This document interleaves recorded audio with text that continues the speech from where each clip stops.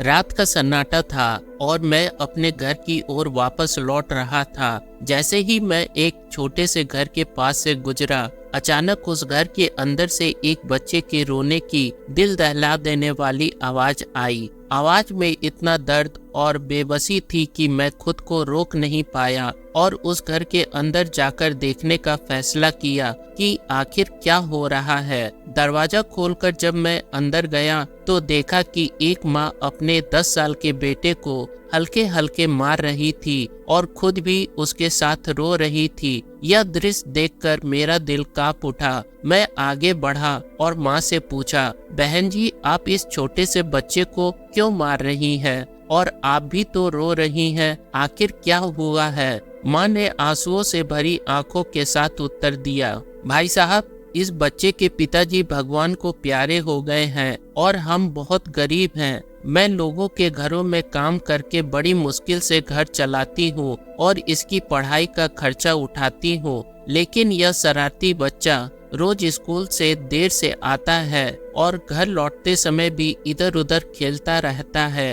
रोजाना अपनी स्कूल की वर्दी गंदी कर लेता है और पढ़ाई में बिल्कुल ध्यान नहीं देता। माँ की बात सुनकर मेरा दिल भर आया। मैंने उस बच्चे और उसकी माँ को थोड़ा समझाया और फिर वहाँ से चला आया, लेकिन उसके दर्द ने मेरे दिल में एक गहरा असर छोड़ा। कुछ दिन बीत गए और एक दिन मैं सुबह सुबह सब्जी मंडी गया। वहाँ अचानक मेरी नज़र उसी 10 साल के बच्चे पर पड़ी जिसे मैंने कुछ दिन पहले उसकी माँ के हाथों पिटते देखा था। मैं उसे पहचान गया और चुपचाप उसका पीछा करने लगा। वह बच्चा मंडी में घूम रहा था और जो दुकानदार अपनी सब्जियां उठा रहे थे, उनके गिरने वाले सब्जियों के टुकड़े को फौरन उठाकर अपनी झोली में डाल लेता था। मैंने देखा कि वह बच्चा अपनी नन्ही सी दुकान लगाकर सब्जियां बेचने की कोशिश कर रहा था, लेकिन उसकी दुकान के सामने बैठे एक दुकानदार ने उसे वहां से धक्के मारकर भगा दिया।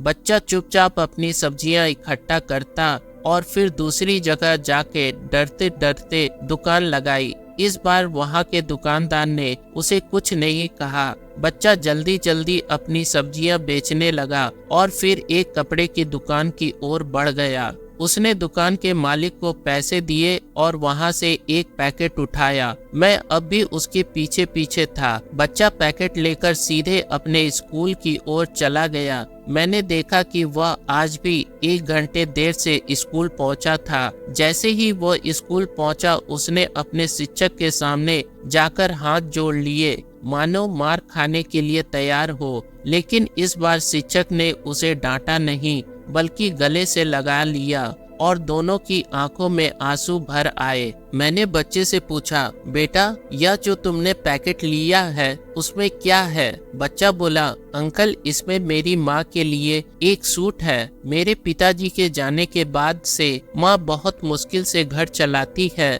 उनके पास पहनने के लिए अच्छे कपड़े भी नहीं है। मैंने जो भी पैसे कमाए उससे यह सूट खरीदा। मेरी आंखें भीग गई। मैंने बच्चे से पूछा, तो अब तुम यह सूट माँ को देकर खुश करोगे? बच्चा धीरे से बोला, नहीं अंकल, अभी नहीं। यह सूट मुझे दर्जी के पास देना है। मैंने सिलाई के पैसे जमा कर रखे हैं। माँ को यह सूट सिले हुए ही दूंगा ताकि उन्हें खुश कर सकूं। यह सुनकर मेरा दिल भर आया। मैंने महसूस किया कि हम कितनी आसानी से अपने छोटे छोटे सुखों के लिए बड़े बड़े खर्चे करते हैं, लेकिन हमारे आसपास के लोगों की जरूरतों का हमें अंदाजा तक नहीं होता। इस घटना ने मुझे अंदर तक झकझोर दिया। उस बच्चे की मासूमियत और उसकी मजबूरियों ने मुझे यह सोचने पर मजबूर कर दिया कि क्या हमारे समाज में ऐसे गरीब और बेसहारा लोगों के लिए हमारी जिम्मेदारी नहीं बनती? क्या हम अपने आराम और सुख सुविधाओं में से थोड़ा सा हिस्सा निकालकर इनकी मदद नहीं कर सकते? आइए मिलकर उन जरूरतमंदों की मदद करें जिनके लिए हमारी थोड़ी सी मदद भी उनके जीवन में बहुत बड़ी खुशी ला सकती है।